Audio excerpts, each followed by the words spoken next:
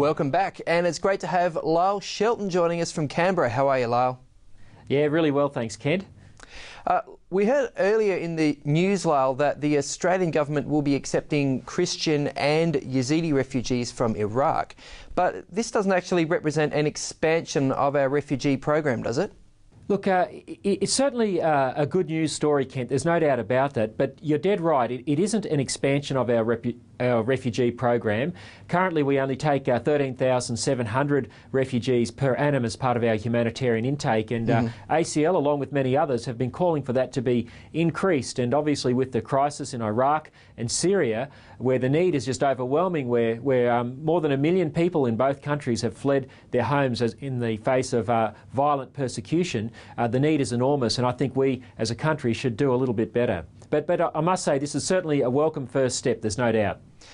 Are you aware, Lyle, of whether this is just Christians and Yazidis, or if it is, Shia Muslims, or some of the Turkmen minorities coming out of Iraq as well? Basically, anyone who's escaping from ISIS.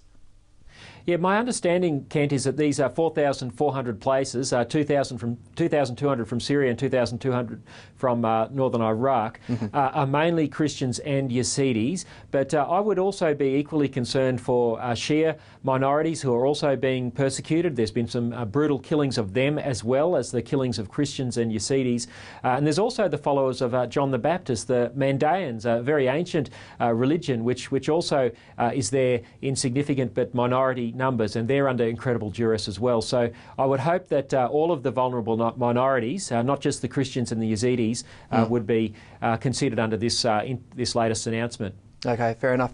On another topic, Lyle, it seems there's growing support, even amongst some fairly mainstream groups, for decriminalising cannabis, in particular for medicinal use. Is it time for us to reconsider this issue? Well, it just depends what's meant by that, Kent. There's no doubt that with drugs like morphine, there's opiates from heroin. And now heroin's an incredibly dangerous drug, but components of that are used in morphine, which provides pain relief and has been for a long, long time. Now, if we're talking about using components of the cannabis plant for medicines, that's a completely different matter to saying to a sick person, well, look, if you're feeling a bit sick, light up a joint to try and ease your pain. Sure. I think they're two separate matters. Yeah, okay.